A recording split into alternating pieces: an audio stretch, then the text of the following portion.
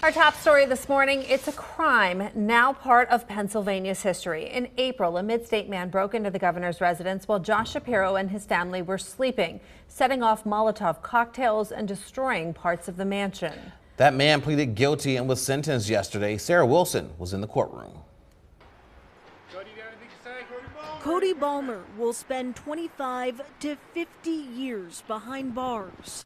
But the grief Governor Shapiro says he and his family bear will last a lifetime. I've carried with me this enormous sense of guilt. Guilt that doing this job that I love so much has put our children's lives at risk. The governor, candid and emotional, speaking just hours after 38-year-old Balmer pled guilty to all charges, including attempted murder and aggravated arson. It's especially hard to know that he tried to burn our family to death while we slept. The surveillance video is damning. It shows Balmer, after lurking outside and scaling the 7-foot fence, walk up to the first window and break it open with a sledgehammer. Moments later, flames. Less than 30 seconds pass. Balmer breaks another window and this time enters inside. And he went in and tried to find a way further into the residence, and when he couldn't get directly into where people were sleeping, he threw another Molotov cocktail. That moment also captured. You can see Balmer try to kick the doors down to where the governor and his family were sleeping.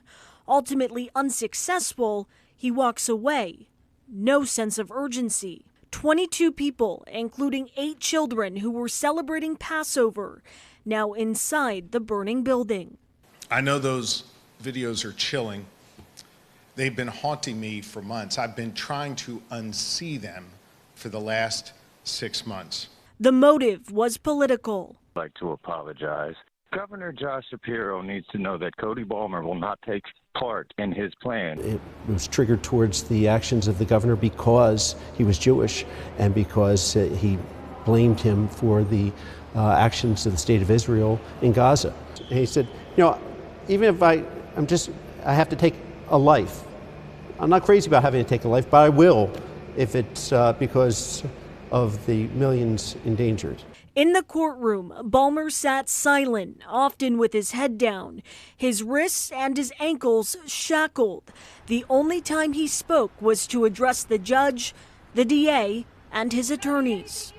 A statement from his family read aloud. He was described as a loving father, partner, and son who developed mental health issues and suffered from manic episodes.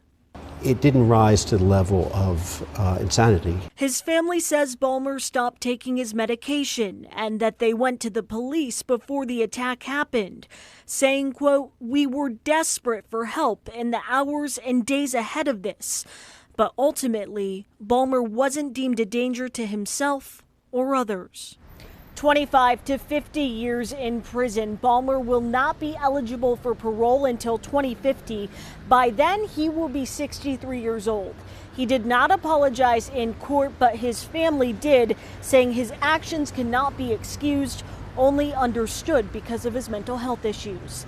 Outside the governor's residence, Sarah Wilson, ABC 27 News. Hi, I'm Eric Finkenbinder from ABC 27. We're excited to announce the new ABC 27 News Plus app. Live stream newscasts or watch content on demand. This is different than the ABC 27 app on your smartphone. You can check this out at home and it's very easy to use. With a Fire Stick, go to the homepage, scroll down to search. From there, enter ABC 27. Move over to the apps and there we are. Click the icon and install. It's just that easy.